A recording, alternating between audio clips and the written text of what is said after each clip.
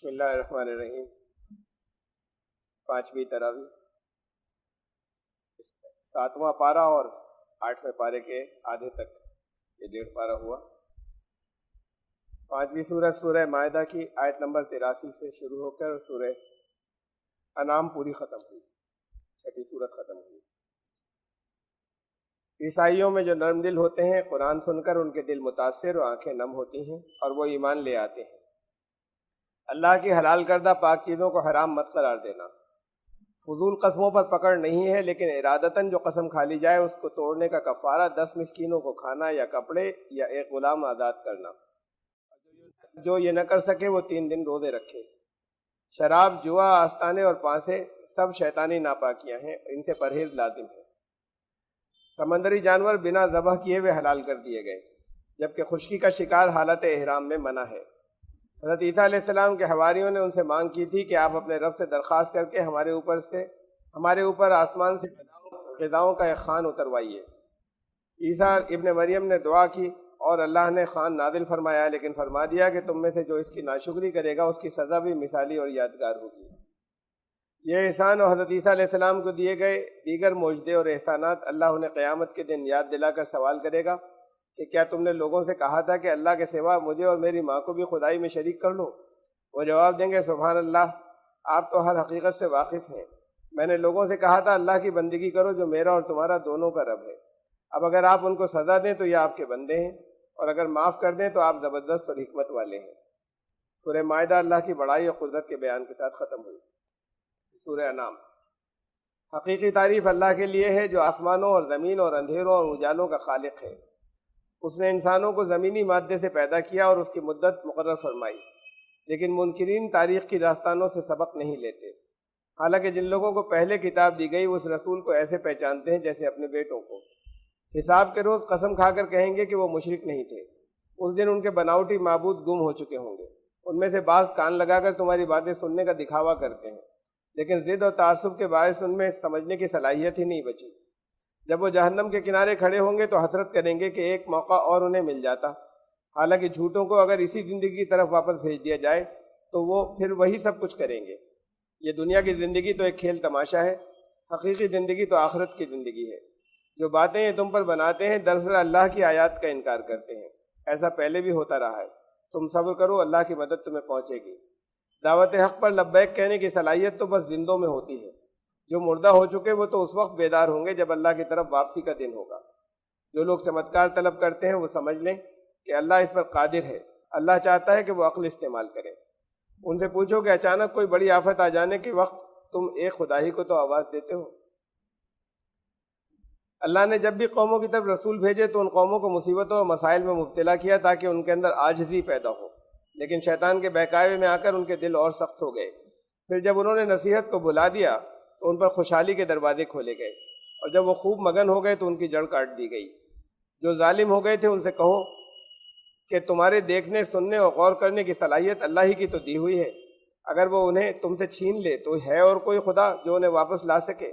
انہیں بتا دو کہ اللہ کا عذاب نازل کرنے کا اصول یہ ہے کہ صرف ظالم ہلاک کیے جاتے ہیں۔ نبی اسی انجام سے ڈرانے کے لیے آتے تھے۔ ان سے کہہ دو کہ نہ میرے پاس خزانے ہیں اور نہ میں فوق البشر ہوں۔ میں تمہاری طرح انسان ہوں، لیکن مجھ پر وحی نازل ہوتی ہے، اس کی روشنی میں دیکھتا ہوں، اور تم عقل و فکر کی راہیں بند کر کے اندھوں کی طرح اسلاف کے راستے پہ چلے جا رہے ہو۔ بھلا بتاؤ کہ کبھی اندھا اور آنکھ والے بھی برابر ہو سکتے ہیں؟ تم غور کیوں نہیں کرتے؟ تم شکر گزار ایمان والوں کو اپنے سے دور نہ ہٹانا۔ ظالم ان کا مذاق اڑاتے ہیں۔ ان سے صاف کہہ دو کہ شرک میں تمہاری خواہشات کی پیروی نہیں کر سکتا۔ وہ تمہیں چیلنج دیں کہ عذاب لا کر دکھاؤ تو کہہ دو کہ میرے ہاتھ میں نہیں ہے۔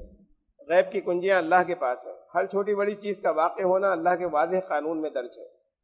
وہی تمہیں روز رات کو وفات دیتا ہے اور پھر واپس بھیج دیتا ہے تاکہ تم اپنی مدت پوری کر لو۔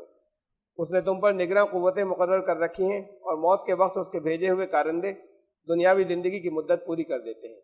ان سے کہہ دو کہ اللہ اس پر بھی قادر ہے کہ اوپر سے عذاب نازل کرے، اور اس پر بھی کہ عذاب ان کے قدموں میں سے پھوٹ نکلے، اور اللہ انہیں اس طرح بھی عذاب دے سکتا ہے کہ انہیں گروہوں میں تقسیم کر دے اور ایک گروہ سے دوسرے کو سزا دلوائے۔ ہر خبر کے ظہور کا ایک وقت ہے، ان قریب وہ جان لیں گے۔ اللہ کی آیات میں عیب نکالنے والوں کی ہمنشینی مت اختیار کرو۔ تم انہیں قرآن سنا کر تنبیہ کرتے رہو۔ اللہ کو چھوڑ کر دوسرے کو پکارنے والا اس کی طرح ہے جس پر شیطان کا اثر ہو۔ لوگ اسے راہ راست کی طرف پکار رہے ہوں لیکن وہ حیران ہو، کہہ دو کہ ہمیں رب العالمین کے آگے سر تسلیم خم کرنے، نماز قائم کرنے اور تقوی کا حکم ملا ہے۔ ابراہیم کا واقعہ یاد کرو کہ کس طرح حق و باطل کی کشمکش اور ان کے ذہن میں چلی۔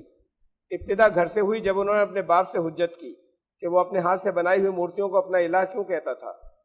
ان کے اسی غور و فکر کی عادت کا رخ اللہ نے آسمانوں اور زمین کی جانب موڑا اور انہیں کائنات سے وحدانیت کے دلائل اخذ کرنا سکھایا۔ تاروں، چاند اور سورج پر غور کرتے وہ اس نتیجے پر پہنچے کہ یہ سب تو کسی قانون کے تابع طلوع و غروب ہوتے تھے۔ انہوں نے اپنی قوم کے آگے ساری کائنات کے خالق کے الہ ہونے کا اعلان کر دیا۔ ابراہیم نے ان سے سوال کیا کہ بتاؤ ہم دونوں میں سے کون زیادہ بیوقوف کہلانے کا مستحق ہے، جھوٹے شریکوں کو ماننے والا یا سچے خدا کو ماننے والا؟ امن اور ہدایت در حقیقت ایمان والوں کے لیے ہے۔ ابراہیم کی نسل میں بہت سے نبی آئے، یہ سب ہدایت یافتہ تھے۔ تم انہی کی راہ پر چلو اور اعلان کر دو کہ ہم دعوت کے کام کے لیے تم سے کسی اجر کے طالب نہیں ہیں۔ اس کتاب کے ذریعے تم بستیوں کے مراکز اور ان کے اطراف کے لوگوں کو تنبیہ کرتے رہو۔ جو لوگ آخرت پر ایمان لائیں گے وہ اس قرآن پر ایمان لائیں گے اور پھر اپنی نمازوں کی حفاظت کیا کریں گے۔ اس کے بعد کائنات میں چاروں طرف پھیلے ہوئے آخرت کے بہت سے دلائل بیان کیے گئے۔ پھر بھی لوگ کبھی جنوں کو اس کا شریک ٹھہراتے ہیں، کبھی اس کے لیے بیٹا تجویز کرتے ہیں۔ یہ لوگ جتنے جھوٹے معبودوں کو پکارتے ہیں تم ان کے لیے توہین آمیز الفاظ استعمال نہ کرنا، تاکہ کہیں جہالت کے باعث ان میں رد عمل پیدا ہو اور وہ سچے خدا کو گالیاں دینے لگیں۔ جو لوگ قسمیں کھا کر کہتے ہیں کہ چمتکار پیش کرو، ان سے کہہ دو کہ یہ اللہ کے اختیار میں ہے۔ اصل بات یہ ہے کہ جو یہ مانگ کر رہے ہیں وہ اگر پوری کر دی جائے تب بھی یہ ایمان نہیں لائیں گے۔ 7واں پارہ ختم ہوا، 8واں شروع۔ ایمان تو اس ذہنیت کے لوگ تب بھی نہیں لائیں گے جب ان کی طرف فرشتے بھیج دیے جائیں یا مردے ان سے باتیں کرنے لگیں۔ اصل میں انسانوں اور جنوں دونوں میں سے کچھ شیاطین جو ہر نبی کے دشمن ہوتے ہیں وہ آپس میں بھی ایک دوسرے کو فریب کے طور پر خوشائن باتیں القا کرتے رہتے ہیں۔ اس صورتحال میں تمہیں صرف اللہ کے کلام کو اپنا حکم بنانا چاہیے جس میں ہر بات واضح کر دی گئی ہے۔ اکثریت تو قیاس و گمان کے پیچھے چلتی ہے، تم نے بھی یہی کیا تو گمراہ ہو جاؤ گے۔ حرام کیا ہے یہ قرآن میں واضح کیا جا چکا، اب جسے اللہ کے نام پر ذبح کیا گیا اسے تم حرام کیسے قرار دے سکتے ہو؟ ہاں، جس پر اللہ کا نام نہ لیا گیا ہے اس کا گوشت کھانا فسق ہے۔ وہ مردہ جسے زندگی بخش دی جائے اور وہ جو اندھیروں میں ہی رہنا چاہے، دونوں برابر نہیں ہو سکتے۔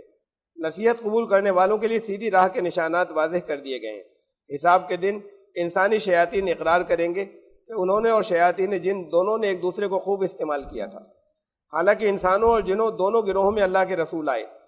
اللہ کا یہ کام نہیں کہ کسی ایسی بستی کو ظلم کر کے ہلاک کر دے جس کے باشندے حقیقت سے ناواقف ہوں۔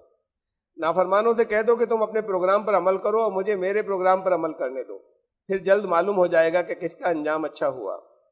اسی جہالت اور نادانی کی بنا پر اپنی اولاد کو قتل کیا اور حلال کو حرام ٹھہرا لیا، یہ لوگ خسارے میں ہوں گے۔ اللہ کی طرف سے جو وحی نازل ہوئی اس میں جانور، مردار، بہایا ہوا خون، سور کا گوشت یا غیر اللہ کے نام پر ذبیحہ کے علاوہ کچھ بھی کھانے کے لیے حرام نہیں کیا گیا۔